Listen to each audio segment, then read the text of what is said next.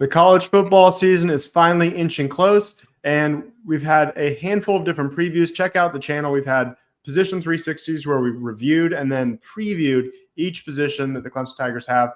Now we're going to have a little bit of a fun debate here as we talk about Clemson's top pass catchers. We're actually going to do a draft where we're all going to kind of place our bets on who's going to have the most receiving yards. So joining me today, I've got JB Magni. He's got a YouTube channel. Search JB Magni there. And we've got Jason Priester from the Clemson Insider. Appreciate you guys joining. Glad to be here. Yes, sir, man. My pleasure. Sounds fun. The visuals are going to be pretty simple. We're not worried about touchdowns. We're not worried about rushing or passing yards. We're going to draft purely based on how many receiving yards you think these Clemson players are going to get this upcoming season. We're going to go snake draft. We're going to go Magni, myself, Priester, myself, Magni. We'll go through 5 times. You can draft tight ends. You could draft running backs. Obviously, receivers are typically going to get more yards. So draft accordingly. Magni, I'm calling you by your last name because you're both Jason. But Magni, you got the first pick. Make your selection, but explain it a little bit.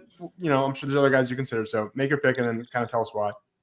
Yeah, first pick to me is the most obvious pick would be Antonio Williams. I think overall he's just the best wide receiver on the team. He can play all 3 wide receiver spots. So if in case of injuries, he can basically see any position on the field from the slot to the outside. And yeah, like I said, I think he's the best overall. I think he's got great speed, good hands, good route running ability. The coaches have raved about him for the summer. They said he looks the best he ever has looked. His leadership qualities have improved. I've been reading that on TigerNet and stuff. So, yeah, I think he's just the best overall receiver that we have. And if he stays healthy, he should be our top wide receiver this year.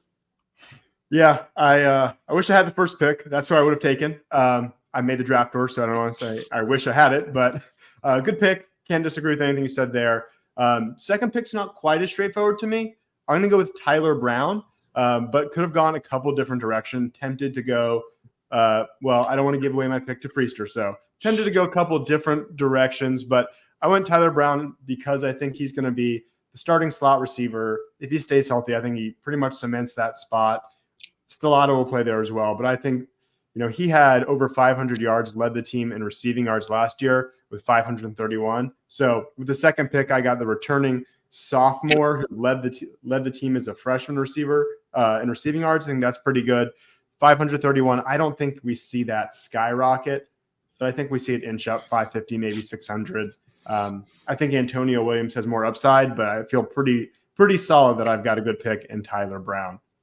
Priester, it's to you. Yeah, I like the Tyler Brown pick. Since y'all took the 2 obvious ones in my eyes, I'm going to go a little bit off the beaten path here with mine. I'm going TJ Moore, but I'm going TJ Moore. I just think he brings something that this offense has lacked, you know, going back 3 years. And, you know, I've seen a little bit of him in the past, you know, the first couple of practice, man, he looks really good. He looks physically ready to go. He just brings an added dynamic. Can take the top off the defense. He's physical enough to go up and make contested catches. I think he's going to – I'm not saying he's going to start week 1 or anything, but I think he's going to have a big impact on this offense this season. Well, Jason, I know that you talked him up when we did our wide receiver 360, and I wanted to see if you would put your proverbial money where your mouth is here with a third pick, and you did. So TJ Moore goes 3rd overall. But it's back to you for another pick and still a handful of potentially really good picks on the board. So who's your 2nd round pick, 4th overall pick? I'm going Brennan Stoll. I think he is going to take a big jump this season. He's a guy that just looks different. Maggi was talking about Antonio looking a little different and kind of being one of the leaders in that room. Brennan Stoll looks like a different dude, man. You can tell he's been putting in some work, man. His legs look different. I think he finally has that season we've kind of been envisioning for him the past couple of years. You know, I think he's gonna be a big part of things this year. Yeah. So he was 3rd on my draft board. Definitely would have taken him if you had if you'd passed up on him. He was 3rd on the team in receiving yards with 498. Obviously, I mentioned Tyler Brown led the team, and Bo Collins is gone, but he was 2nd with 510. I see Brennan Stoll also inching up. I like the TJ Moore pick because it's an upside pick. You could very well win this little pool based purely on that. There's one guy that I had a little bit above him. He's my number 4 overall guy, so I feel pretty good that I'm getting him 5th, and that's Bryant Wesco. Love Moore, can't debate it. You know more than me because you're seeing them, but Bryant Wesco was there early. I saw him in the spring game, so I have some evidence. He made a great catch there. And all the things you say about Moore, I'll say the same about Wesco. I think he could take the top off the defense. I think he's a threat in the red zone. I don't know which one is going to pop more. Wesco was still under 190 at the weigh-in, which is a little bit of a concern. Otherwise, I would have been a little more eager to take him. But I've got some evidence from the spring game. He's got some time in the program. And even if he's not amazing the first 2-3 weeks, I see him as a guy who at minimum is going to come on late, especially if there's injury. So I will happily take Bryant Wesco and feel pretty good about Tyler Brown and Bryant Wesco as my first 2 picks. So now it's back to you, Magni. Now is where it starts getting kind of tough. Yeah, I mean, I only have one guy in my top 6 left. Number 6 was Tyler Brown, but my 5th guy was Troy Stellato. And I think Stellato actually has higher potential than Tyler Brown does this year. I think he's going to play a lot in the slot as well. And I think his upside is just, a tad bit higher than Brown's is. I think Brown is just incredibly undersized. I think he got a lot of snaps last year for the simple fact that the receiver room was very hurt. And so I think Stellato probably takes more snaps in the slot this year. I think that's going to open up for more opportunities than Tyler Brown will receive. And, yeah, I think he has a higher upside. So I think I'm going to take Troy Stellato at my 2nd pick. I love Stellato. I think that he was criminally just missed by Klubnik so many times, being so open. Maybe that changes. Maybe it doesn't. Klubnik stole the quarterback. But I view him as more of a guy who's going to get a ton of catches, but maybe not as many yards as Tyler Brown, who's a little bit more of a speed guy. So I like my Tyler Brown pick, but happy to see Stellato go where he did. I think now you have probably the toughest pick of the draft here. So it's back to you, Magni. You have one more pick before it comes to me. Yeah, I mean, it's so I don't think – so Moffa's not Will Shipley, so I don't think it makes sense to draft Moffa at this point. But at this point, I mean, I think Cole Turner's the guy that I would pick right now. To me, the debate is over him versus somebody else on who to pick. I'm sure we all know who that is. But, all I know is the coaches love Cole Turner. He didn't play a lot last year. He showed flashes at the end of the year as a freshman. So I like to believe that, Dabo definitely knows a lot about wide receivers, and he's been talking this guy up ever since he set foot on campus. He's the fastest wide receiver on the team, apparently. So I'm looking for a few vertical shots to him. Maybe pulls in some for touchdowns. Who knows? But, yeah, it's going to get really difficult at this point, but I'm taking Cole Turner. I hate it because that's who I was hoping would fall to me. Love his upside. I think I'm going to take a very safe pick, but not one that's going to be as exciting as Cole Turner. Cole Turner could hit on a lot of deep balls and totally crush this, but I'm looking at my draft board and I'm looking at Adam Randall or not a receiver, right? Do I go Phil Maffa as a running back who I think is, Spiller said he had very soft hands. I think that's totally true, but he's not Shipley, like you said. Do I really take a running back? I'd rather not. Josh Sapp, the backup tight end, that feels weird. Ronan Hannafin, how much is he going to play? I don't know. But Adam Randall's feels like they're going to try to start him, at least initially. And, I do have Wesco, so maybe this is too much of a hedge. But I think I have to go Adam Randall. I'm looking at last year's stats. He had 250 receiving yards. Not great, but that's still 5th on the team, and I'm getting him pretty late here with the 8th pick. So I think that's the value pick. I almost have to pick him here. So he will be my guy that I cheer for a little extra all year. Yeah, we're kind of running out of guys here, huh? Just, hope you've got a list because now it's getting hard. Yeah, I got a list here. I'm going to take a flyer on Tink here. We'll see. I don't know. I wonder if maybe they don't have, a package or two designed for him. He's one of those smaller, twitchier guys with some speed. Maybe you use him a little bit like you used Artavis Scott, or not the same way, but in similar ways. like with pop passes and those kind of things. That's what I'm trying to say. Maybe he gets on the field some this year. And I had somebody tell me earlier this week to not overlook Noble Johnson. And seeing as there's nobody left, I guess I'm going to roll with him, man.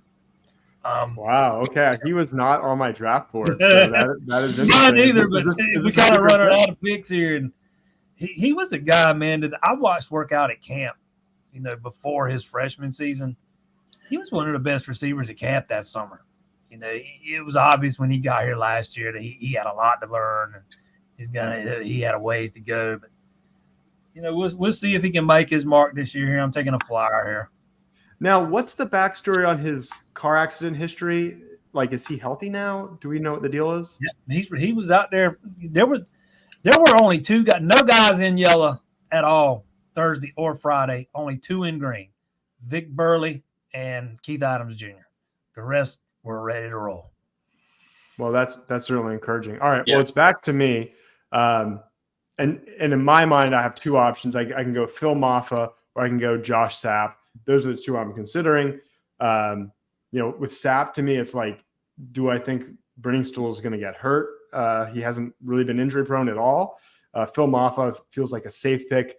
It's starting to look like I'm going to get second place and one of you is going to have a few guys hit, and then I'll do fine, but it's going to be hard for me to win. But nevertheless, I'm going to go Phil Maffa. I feel good about him increasing on what he did last year and maybe approaching Shipley's number. So Shipley had 244 receiving yards last year. Maffa had 108. I think maybe Maffa gets near 200, but this late in the draft, I think that's fine. I'll pad my stats with some sure numbers while you guys take flyers and maybe get 0 from Noble Johnson and Tim Kelly. Magni, it's to you. You got your last two picks here. Remember, you need to win because you're picking first in this last round. So this is it for you. Yeah, it's weird. On my board right now, I got back-to-back tight ends. I don't think it's smart to take both of them. So I'm going to choose the one I think will have the most receiving yards, and I think it's Olsen Pat Henry. I think he'll get more opportunities this year than Josh Sapp did. I think his potential is greater than Josh Sapp's. So I think, at least for a receiving threat, obviously, I think we're talking about blocking. Sapp's obviously the superior blocker. But as far as receiving, I think Olsen Pat Henry has really high potential. I loved him coming out of high school. He can work on the drops that we saw in the spring game and late last season. But, yeah, I think he has decent tight end 2 potential. So I think, 200 yards is not unrealistic for Olsen Pat Henry. And then after him, it'd feel weird to take back-to-back tight ends. I'm gonna go Jay Haynes. I think he'll be running back number 2, and I think with his speed, I think it makes sense that they would use him in the passing game. So hopefully he stays healthy, and I think he should be our second running back this year, and I think he can do some damage out in open space, and they're gonna find ways to give him the ball. So those are my 2 picks.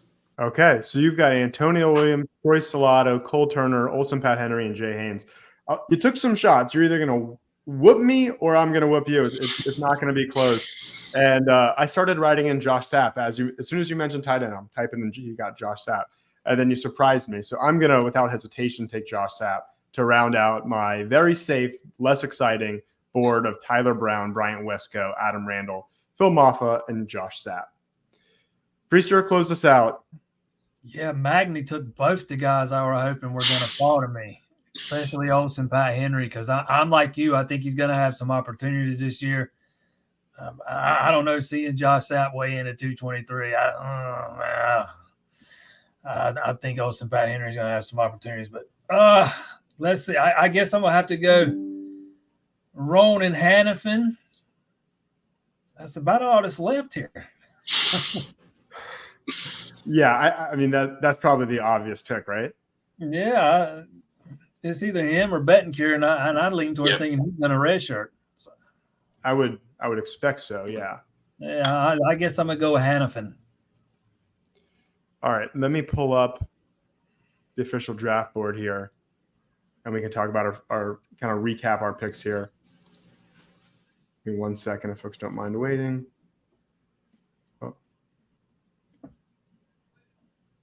Here we go. Let's add this to the room. Okay, here we go. Okay.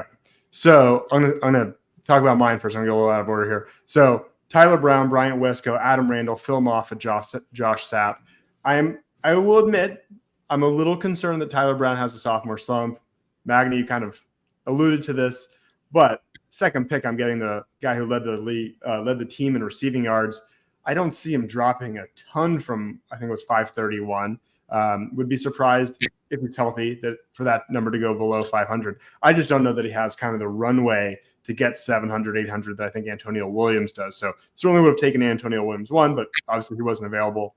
Priester, I know you love TJ Moore. I'm on the Bryant Wesco train because that's the guy I've seen do something special. And even though Moore seems to have taken the hype train from him, maybe Wesco was the guy that everyone was really excited about when we first landed him. So I was thrilled to get him.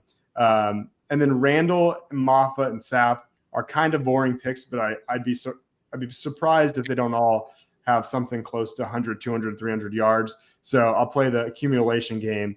And you know, if you guys have some misses, then I'll win that way. But maybe not as exciting of a draft as you guys. Jason, so you've wrapped up with TJ Moore in the first round, Jake Bringstool, Tink Kelly, Noble Johnson, Ronan Hannafin.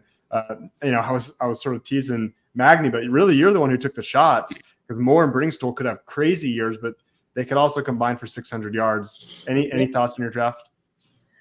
Yeah, you know how high I am on TJ Moore, and that's not to take away anything from Wesco because I think he's going to have an impact too. I think they're both going to, you know, make their marks on this offense this year.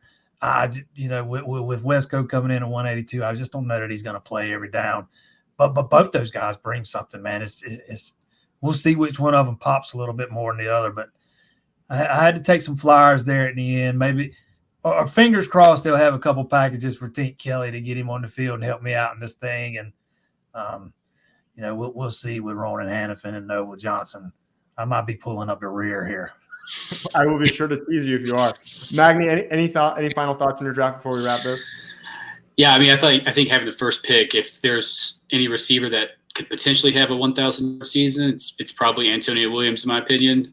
So, you know, that to me was the pick that made the most sense. I lucked out and got the first overall pick out of the random draw. I do think Stellato is actually going to have a decent year. I wouldn't be surprised if he does have more receptions and yards than Tyler Brown. I just think he has a little bit higher potential. He's been injury prone, but if he stays healthy, I like his ceiling a lot more than Tyler Brown's. And then the battle between Cole Turner and Adam Randall. I mean, it's hard to decide which one. I've seen more of Adam Randall, and you know, he's never created separation like Cole Turner has. Cole Turner's just flashed a little bit more, so I think that pick makes a lot of sense. And then once you get down to the bottom, Olsen, Pat Henry, Jay Haynes, I think tight end 2, running back 2, so it just made sense to draft them. Well, I think I have tight end 2 and running back 1, so you know, maybe that's where it turns. Hey, this was a lot of fun, guys. I appreciate you doing this. Yeah, thanks. No problem. It was great. Yep. Thanks, you. Yeah, great idea, man. If you enjoyed this video, you can help the channel grow in a couple ways. Like the video and leave a comment. And if you haven't already, please subscribe to the channel. I'd really appreciate it. Also, if you're a pet owner and you live in the upstate, I want to tell you about Ready Vets. Ready Vets offers immediate walk-in care when your pet can't wait. Owned by 2 Clemson alumni, they're open 7 days per week until 10 p.m. They're located in Taylor's, just over 10 miles from downtown Greenville and the Woodruff Road shopping district. Save them in your phone in case you ever need them.